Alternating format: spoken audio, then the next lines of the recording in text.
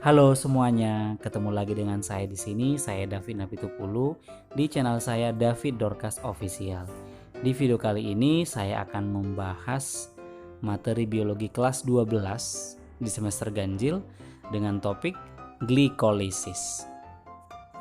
Materi ini cukup menarik untuk dibahas ya sebenarnya. Nah, walaupun di beberapa siswa materi khusus reaksi glikolisis sangat membuat pusing ya. Tapi ini kan saya permudah, jadi akan saya jelaskan secara detail, mudah-mudahan bisa membantu memahami tentang glikolisis. Sebelum saya lanjut pembahasannya, jangan lupa dukung terus channel saya ini supaya saya semakin semangat untuk memberikan informasi materi biologi yang selanjutnya. Cara mendukungnya mudah, tinggal klik like, share, komen, dan subscribe saja. Jangan lupa diklik loncengnya supaya selalu mendapatkan update dari saya. Oke, terima kasih.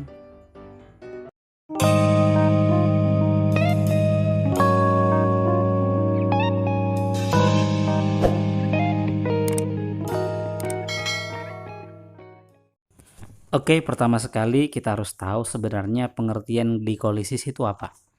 Ya, langsung saja glikolisis itu adalah artinya proses pemecahan glukosa hingga membentuk asam pirufat. Tempat terjadi glikolisis itu di sitoplasma atau bisa juga di sitosol. Nah, sekarang kita membahas bagaimana proses terjadinya reaksi glikolisis di dalam sel. Nah, untuk pembahasan ini diharapkan dipelajari pelan-pelan, diikuti pelan-pelan supaya paham betul ya. Oke. Proses glikolisis terjadi melalui 10 tahap. Yuk langsung kita lihat masing-masing tahap itu apa saja. Ini dia. Oke, perhatikan gambar yang saya tampilkan. Tahap pertama itu adalah perubahan glukosa menjadi glukosa 6-fosfat. Nah, proses yang pertama ini itu disebut dengan reaksi fosforilasi yang dikatalisis oleh enzim heksokinase. Apa itu fosforilasi? Fosforilasi artinya penambahan gugus fosfat pada suatu molekul. Nah, di konteks ini molekulnya itu glukosa. Jadi ada penambahan gugus fosfat pada glukosa, makanya dia menjadi glukosa 6-fosfat. Nah, 6 itu apa? 6 itu adalah atom karbon glukosa yang ke-6, si fosfatnya berikatan, makanya dia 6-fosfat. Nah, bagian yang saya tandain ini adalah struktur molekul dari si glukosa. Glukosa kan memiliki 6 karbon. Nah, yang ini dia yang karbon yang pertama, yang kedua, yang ketiga, yang keempat, yang kelima, dan yang keenam. Ya, jadi si fosfatnya itu dia berada di atom karbon yang keenam, makanya dia 6-fosfat. Fosfat itu berasal dari mana? Fosfat itu berasal dari ATP yang ini. Jadi ceritanya di tahap nomor 1 ini nanti si H itu akan dilepas. Si H ini dilepas dan akan digantikan menjadi fosfat di bagian atom karbon nomor 6. Makanya di tahap 1 ini terjadi penggunaan 1 ATP, yaitu dengan ditandai dengan si fosfat yang digunakan di atom C6 ini. Begitu, makanya dia berkurang, ATP menjadi ADP, 3 menjadi 2 karena digunakan 1 ATP yang diteruskan di atom C nomor 6 ini. Makanya gambarnya seperti ini kan, yang CH2OH menjadi CH2O fosfat. Makanya jadinya glukosa 6-fosfat karena berikatan di atom karbon yang ke-6. Namanya jadinya glukosa 6-fosfat. Jadi tahap pertama glukosa menjadi glukosa 6-fosfat ini diproses secara fosforilasi, nama reaksinya fosforilasi oleh enzim heksokinase. Nah, mungkin ada yang nanya, angka 6 karbonnya yang mana, 1, 2, 3, 4, 5 yang mana gitu ya. Nah, jadi kalau kita urutkan yang satu ini yang ini ya. Ini satu karbon si atom karbon 1, 2, 3, 4, 5, 6. Makanya pas di bagian 6 ya. Itu dia urutannya. Di tahap nomor 1 ini untuk jumlah bulatan karbonnya kira-kira begini ya. Tadi kan glukosa berarti bulatannya 6. 1, 2, 3, 4, 5, 6. Akan berubah menjadi glukosa 6 fosfat. Glukosanya tetap 6. 1, 2, 3, 4, 5, 6 bulatan. Tapi ada fosfat di samping ke-6-nya. Ada di sini P. Nah, kira-kira gitu ya. Berubah ya. Paham? Oke, sekarang masuk ke tahap nomor 2. Tahap kedua ini adalah proses perubahan glukosa 6 fosfat menjadi fruktosa 6 fosfat. Tahap kedua ini nama reaksinya adalah isomerisasi yang dikatalisis oleh enzim fosfoglukoisomerase. Reaksi isomerisasi maksudnya adalah rumus kimianya sama tapi rumus strukturnya berbeda. Yuk kita perhatikan. Mereka sama-sama memiliki atom C6 sebenarnya. Cuman kan gambar strukturnya berbeda no. Kalau yang glukosa 6 fosfat jelas dia kelihatan karbonnya kelihatan 6 gitu. 1 2 3 4 5 6. Tapi kalau dia fruktosa 6 fosfat itu 4 ya. Seakan-akan 4 padahal sebenarnya 6 gitu. Maksudnya struktur molekulnya yang berbeda gitu. Ini yang 1 2 3 4 5 6. Kalau fosfatnya masih berikatan di atom karbon yang ke-6. Jadi beda di isomerisasinya aja gitu. Makanya dia glukosa 6 fosfat menjadi fruktosa 6 fosfat yang dikatalisis fosfoglukoisomerase. Nah, untuk bulatannya masih sama dengan yang glukosa 6 fosfat ya.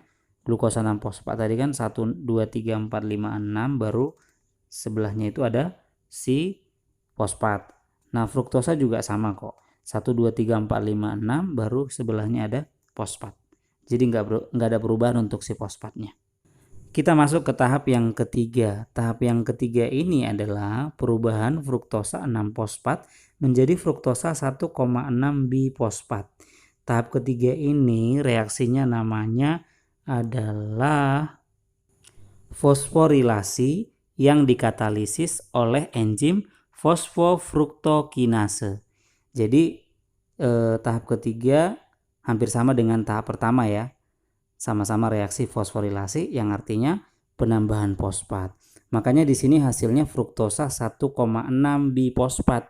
Jadi ada penambahan satu lagi fosfatnya, tapi di atom karbon yang nomor 1. Makanya 1,6 ya. Jadi si fosfatnya itu berasal dari ATP. Kan di sini ada pengurangan ATP ya. Adenosin trifosfat menjadi adenosin difosfat. Makanya dia 3 menjadi 2.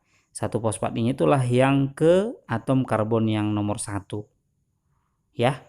Makanya dia fruktosa 1,6. Jadi fosfatnya di sini sudah ada 2. Jadi kalau kita lihat bulatan-bulatannya, fruktosa 6 fosfat tadi kan 1, 2, 3, 4, 5, 6 baru fosfat. Nah, di fruktosa 1,6 bifosfat. Nah, sebelum nomor 1 karbon sudah ada fosfat. Fosfat baru karbon 1, 2, 3, 4, 5, 6 baru fosfat. Jadi masing-masing kiri kanan sudah ada fosfat. Jadi 2 fosfatnya ya. Dengan adanya 2 fosfat di kiri kanan ya, kiri kanan tadi 2 fosfat pada fruktosa 1,6 bifosfat ini, maka fruktosa 1,6 bifosfat ini siap untuk dipecah menjadi 2 gula yang berkarbon 3. Tahap yang keempat. Tahap yang keempat itu adalah fruktosa 1,6 bifosfat itu akan dipecah menjadi 2 ya, menjadi 2, yaitu dihidroksiaseton fosfat dan gliseraldehid 3 fosfat. Jadi dia menghasilkan hasil pecahan 2 yang masing-masing sama-sama memiliki atom karbon 3 ya. Tapi tetap dia fosfatnya satu-satu gitu loh. Cuman bedanya dihidroksiaseton itu kan itu di atom karbon yang pertama, sementara gliseraldehid 3 fosfat di atom karbon yang ketiga. Nah, seperti gambar ini sama yang ini. Proses keempat ini, yang tahap keempat ini dikatalisis oleh enzim aldolase, ya. Tahap kelima ini adalah proses isomerasi, ya, proses isomerasi, perubahan isomerasi dari dihidroksiaseton fosfat menjadi gliseraldehid 3-fosfat. Sebenarnya pun nomor 5 ini gliseraldehid berubah menjadi dihidroksiaseton atau diisomerasi pun bisa juga. Cuman pada konteks ini karena enzim berikutnya itu adalah gliseraldehid, makanya yang digunakan itu adalah si gliseraldehid 3-fosfat. Dan memang perubahan itu biasanya dari dihidroksiaseton fosfat ke gliseraldehid 3-fosfat, ya. Enzimnya di tahap kelima ini adalah triosa fosfat isomerase. Tapi tetap dengan catatan, ya, di tahap kelima ini hasilnya itu sudah ada 2 molekul, bukan 1 tapi 2 molekul. Namun fokusnya itu dilanjutkan dari gliseraldehid 3-fosfat. Oke, bisa dipahami, ya. Untuk bulatannya seperti ini, ya. Kalau dihidroksiaseton fosfat dulu, baru atom karbon 1, atom karbon 2, atom karbon 3. Tapi kalau gliseraldehid 3-fosfat, karbon 1, karbon 2, karbon 3 baru fosfat, ya. Kita masuk ke tahap yang ke-6. Gliseraldehid 3-fosfat berubah menjadi 1,3 bifosfogliserat. Nah, proses yang ke-6 ini nama reaksinya ada 2. Yang pertama itu adalah fosforilasi, yang kedua oksidasi. Nah, yang satu-satu kita bahas, ya. Fosforilasi ini sama seperti yang sebelumnya tadi, ya. Ada penambahan gugus fosfat. Cuman di sini kan tidak ada ATP gitu. Fosfatnya bukan berasal dari ATP tapi berasal dari sitosol sendiri, udah ada di sitoplasma sendiri gitu loh. Namanya itu PI, yaitu fosfat inorganik atau fosfat anorganik. Nah, makanya PI simbolnya. Itu sudah tersedia di sitoplasmanya. Sehingga ya tinggal digunakan saja gitu loh. Dan fosfatnya yang digunakan di sini itu berikatan di atom karbon yang nomor 1, ya. Makanya 1,3 bifosfogliserat. Reaksi oksidasinya adalah atom karbon yang pertama, C1 maksudnya, ya. Di situ kan ada H. Nah, si H itu akan dilepas. Dia akan dilepas dan berikatan dengan si NAD+. Karena molekulnya 2, berarti atom H-nya juga dilepas 2 sehingga berikatan dengan 2 NAD+. Nah, hasilnya adalah akan membentuk 2 NADH. Nah, sementara fosfat tadi berikatan di atom karbon nomor 1, ya. Makanya dia 1,3 bifosfogliserat. Tahap ke-6 ini dikatalisis oleh enzim gliseraldehid 3-fosfat dehidrogenase. Untuk bulatan karbon dan fosfatnya jadinya adalah si gliseraldehid 3-fosfat kan karbon 1, karbon 2, karbon 3 baru fosfat. Akan berubah menjadi 1,3 bifosfogliserat, berarti fosfat dulu, ya, baru karbon 1, karbon 2, karbon 3 baru fosfat.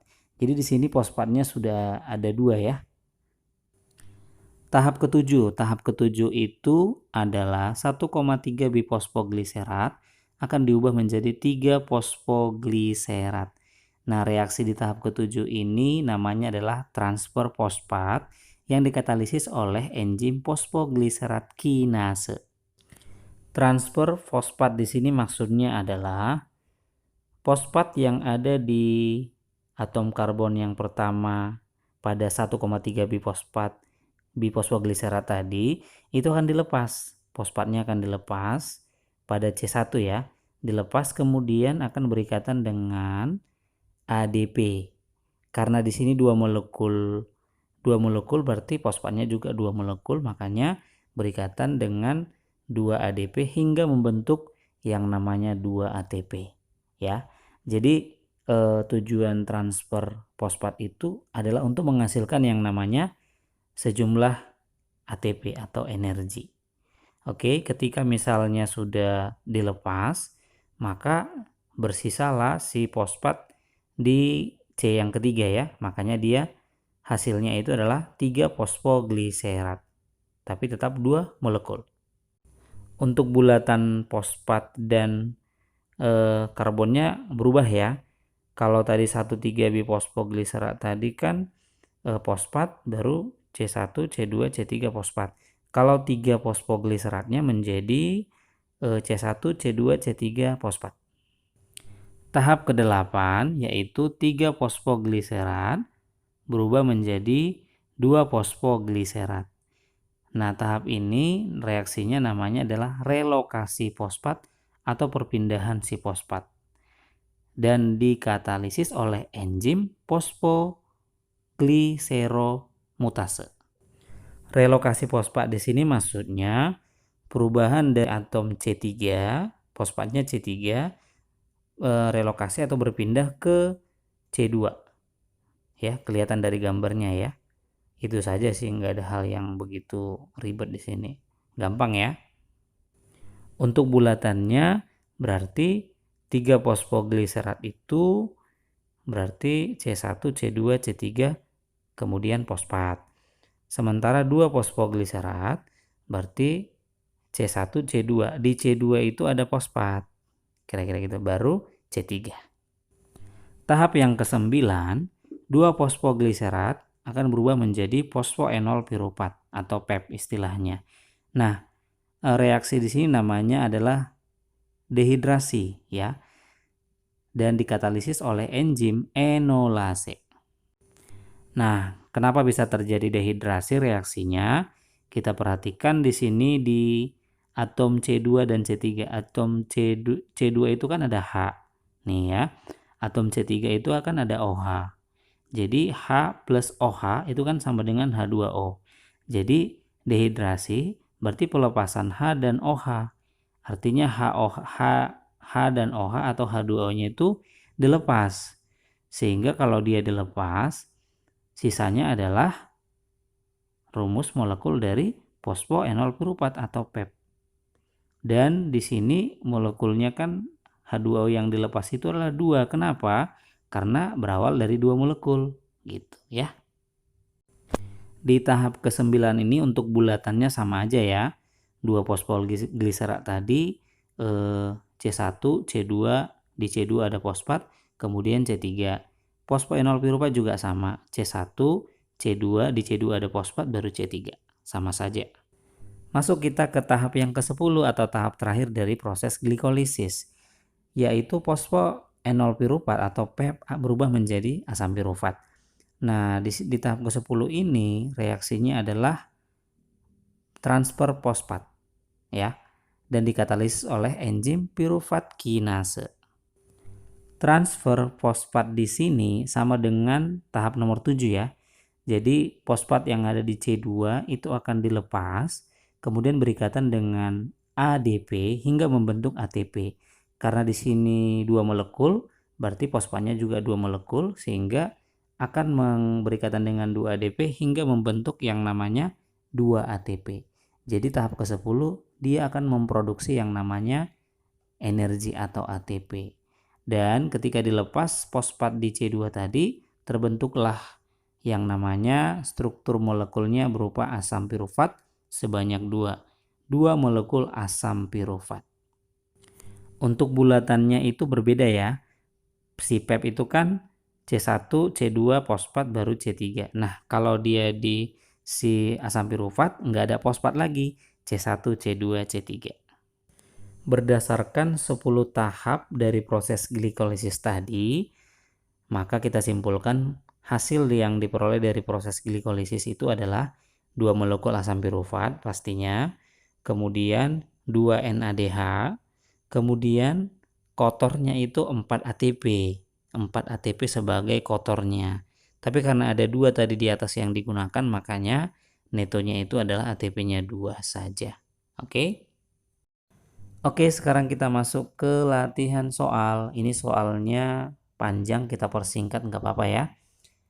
Perhatikan urutan di bawah ini 1 sampai 10. Berdasarkan urutan dari proses glikolisis, urutan yang benar berdasarkan data di atas adalah. Nah, pertanyaannya urutan yang benar. Carcep dari saya itu kayak rumus matematika, nggak apa-apa ya. Carcepnya itu adalah glu kuadrat, fruk kuadrat, glibipos, fosfo kuadrat, pepas. Nah, kalau glu kuadrat itu berarti glukosa, kemudian glukosa 6 fosfat. Fruk kuadrat berarti fruktosa 6 fosfat dan fruktosa 1,6 bifosfat. Glibipos itu maksudnya gliseraldehid 3 fosfat dan 1,3 bifosfogliserat. Fosfo kuadrat pepas. Fosfo kuadrat itu berarti 3 fosfogliserat, 2 fosfogliserat. Kalau pepas berarti fosfoenol piruvat dan asam pirufat. Nah, berarti jawaban yang paling tepat adalah C ya. Sesuai dengan carcep yang tadi. Oke?